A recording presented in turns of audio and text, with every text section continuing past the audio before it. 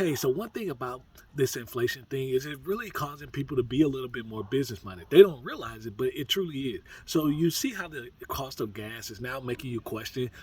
If you watch a lot of videos on TikTok, you're now seeing girls saying, "You're approaching me at the gas station. Don't just say hello, pay for my gas." If you're going to work, you're looking at, "Oh man, instead of me paying $20 a week, now I'm paying $40 or $50 a week."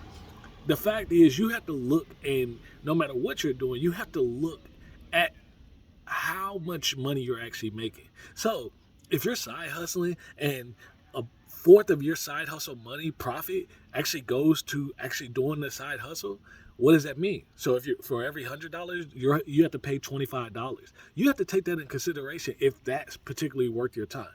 That's why I want you to really take the value of what this situation of inflation and all the costs rising around you to help you show the gaps of where your time is most valuable.